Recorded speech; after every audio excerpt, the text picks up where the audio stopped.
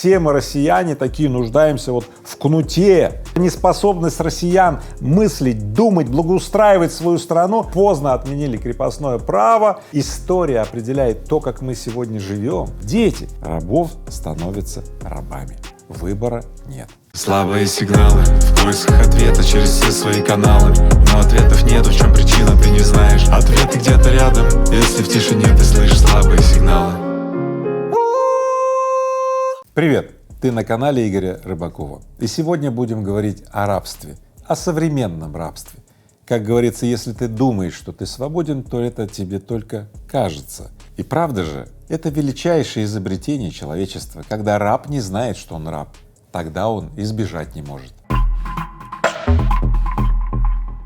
Как мы с вами офигеваем, как люди могли жить в крепостном праве, в рабовладельческом этом строе, так вот и про нас наши потомки будут говорить: блин, как эти люди в лихих 20-х вот так вот жили в рабстве и не видели. И давайте вместе разберем, как выглядит оно, это современное рабство. Ведь оно прежде всего экономическое сегодня.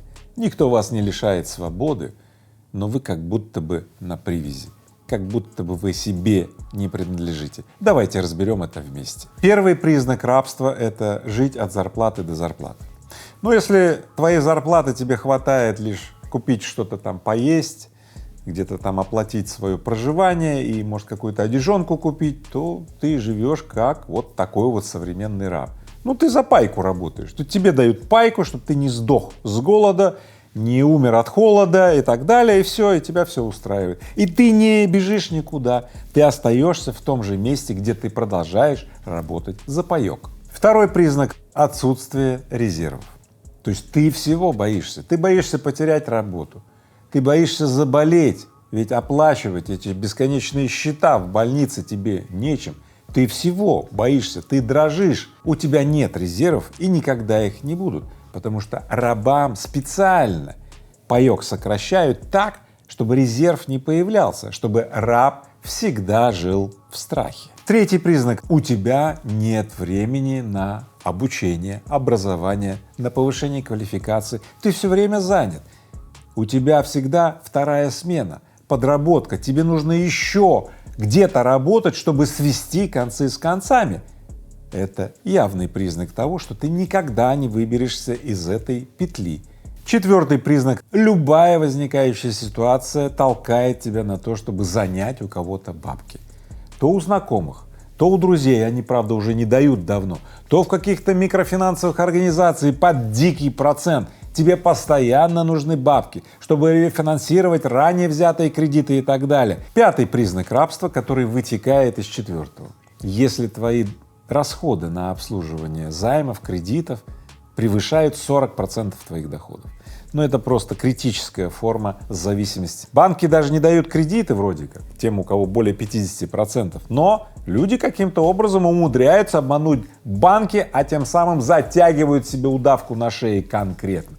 Итак, я назвал 5 признаков рабства. Обязательно проверь себя и напиши мне в комментарии, в каком виде ты сейчас находишься, насколько глубоко ты в рабстве, на единичку, на двоечку, на троечку, на четверочку или по полной программе на пятеху.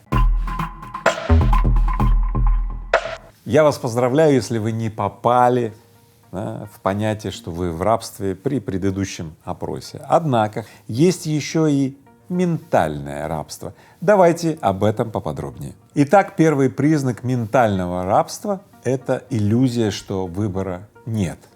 Например, ты живешь в малом городе, нету работ, или если есть, то за 5000 рублей, за 10, а ты туда идти не хочешь, и ты считаешь, что выбора нет. Ну как же нет? Ноги в руки, вали из этого города. Ты скажешь: как? Где родился, там и пригодился. Я говорю: так, вот это и есть вид ментального рабства. Выбора нет. Второй признак — уверенность, что все так вокруг меня живут, и это нормально. Ну вот, ты живешь в малом городе, да, работы нет или работа есть за какие-то копейки, и у всех работа либо за копейки, либо ее нет, и ты считаешь это нормально. Третий признак — безинициативность. Вы же помните хорошо, инициатива наказуема или инициатива инициировавшего, и вот эти все вот эти высказывания или мемы, они про что? а не про то, что сиди и не высовывайся, а то высунешься, тебе как нагрузят и скажешь, давай делай, поэтому лучше сидим и не высовываемся. Вот он, третий признак ментального рабства. Четвертый признак — это наследование этого ментального рабства вашими детьми. Все это про безинициативность, про низкую зарплату, да и ладно, про то, что вот все так живут, и я что, буду выделяться, что ли, и так далее. Все цепи, которые у тебя в голове, унаследуют твои дети. Дети рабов становятся рабами. Резюмируем. Вот эти 4 пункта ментального рабства очень сильно распространены в России. Миллионы людей вот в таком вот ментальном рабстве. А что еще не очень хорошо, правда? Это то, что вот эти 4 пункта ментального рабства поддерживаются плохими работодателями. Ведь они в своем порыве платить низкую зарплату, удерживать людей, они всячески поощряют пребывание людей в этом ментальном рабстве, чем самым закабаляя и делая неизбежным то, что мы никогда из этого рабства не вырвемся. И вот я вас понимаю, да, я бы на вашем месте уже вот обосрался, если никакого выхода нет, а что делать? Я вам сейчас расскажу, какими уловками пользуются работодатели, чтобы удерживать тебя в таком состоянии, или твоих родных и близких. Поэтому обязательно возьми и отправь этот выпуск своим друзьям, знакомым, кому добра желаешь, чтобы они тоже посмотрели и знали, кто предупрежден, тот вооружен и сможет защититься. Повысь вероятность своим родным, близким, знакомым, чтобы они смогли защититься от явной манипуляции. Сейчас назову основные способы манипуляции со стороны плохого работодателя, чтобы удерживать людей, сотрудников вот в этом вот состоянии рабства. Итак, первая манипуляция — это не дать поднять голову. Грузят, чтобы сотрудник, человек не мог поднять голову, посмотреть по сторонам, а вдруг он что-то увидит, что позволит ему вырваться из этого круговерти. Нет, грузят, нагружают, нет выходных, нет ничего, вторая смена и так далее, все. И вот человек в этом подавленном состоянии, да, изношенном, продолжает оставаться там, где ему не нравится. И в подтверждение этих слов я хочу сказать вам результаты одного из исследований, который утверждает, что четверть россиян, вернувшихся с отпуска, хотят уволиться со своей работы. Ну да, человек побыл, отдохнул, трезво взглянул на свою работу, приезжает и говорит: да нахрен мне все это надо. Ну а дальше, вы знаете, да, опять заходит в свою эту петлю на шею и понеслась, да. Поэтому теперь вы предупреждены, а значит вооружены и сможете, если что, прервать эту адовую манипуляцию работодателя в отношении тебя. Кстати, если ты узнаешь себя в этих пунктах, пиши мне в комментарии, в каком пункте ты себя узнал. Вот, я хоть почитаю, много ли людей распознают вот эти вот манипуляции работодателей относительно себя. Вторая манипуляция, да? Не давать признания. Человек делает, старается, трудится, и даже у него получается, а работодатель не дает ему никакого признания. Более того, гнобит и говорит: надо больше, надо сильнее стараться и так далее. В результате человек находится опять в подавленном состоянии и голову не может поднять, не может ощутить вот этот вот свой рост, и он всегда такой маленький, ему страшно и так далее, все, и он остается опять там, где ему не нравится. Третий вид манипуляции — не поддерживать инициативу сотрудников, не давать сотрудникам обучаться, не обучать сотрудников. Вот пусть вот как есть вот износится, мы его выбросим, другим заменим и так далее. Это одна из самых жестоких манипуляций работодателя в отношении сотрудника и человека, который приравнивает человека к ресурсу.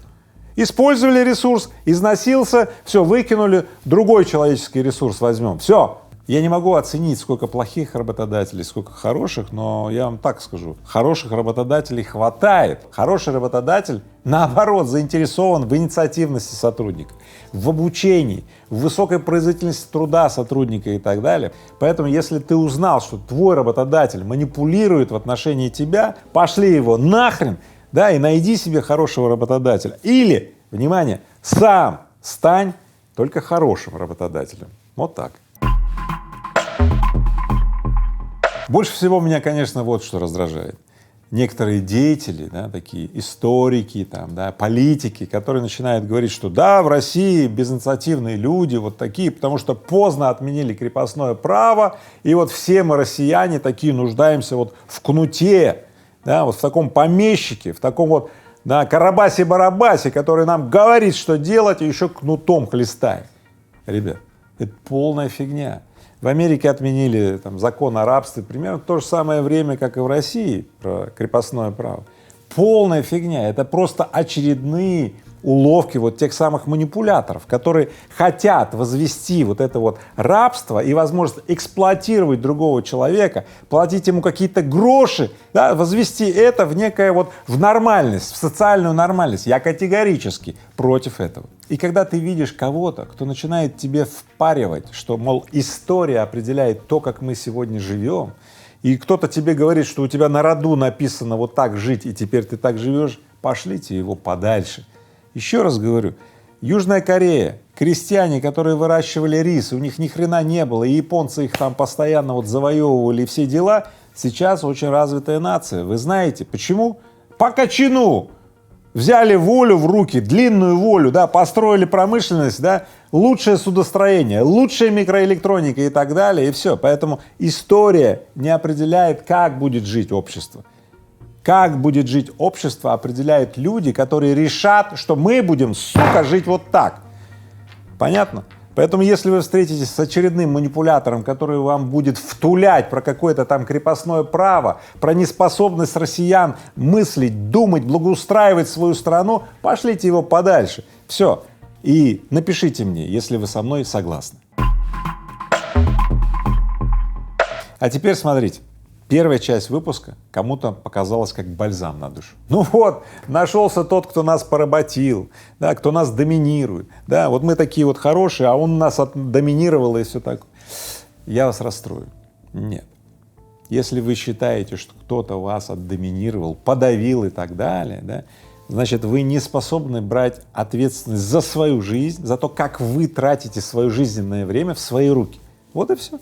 А значит, предпосылка к тому, что вы будете оставаться и дальше рабом, вот она конкретно на вашей стороне. Поэтому скажу вам сейчас про главное отличие свободного человека или того, кто стремится к свободе, и раба, который ни к какой свободе реально не стремится. Это отличие взятия ответственности за то, что происходит с человеком, в свои руки. Вот если ты главный человек, ты господин у самого себя, ты решаешь, какой приказ себе дать, куда себя отправить, например, переехать в большой город, где полно работы, высокооплачиваемой, занять свое место, тогда ты господин у себя, ты выполняешь приказы себя, самого главного человека для себя, вот тогда ты свободен. А если ты ждешь другого господина, ждешь, надеешься и будешь выполнять его приказы, поручения и так далее, значит, ты раб, и жизнь твоя будет рабская. Поэтому, если вам показалось, что нужно бороться с плохими работодателями, то это не так. Это бесполезно.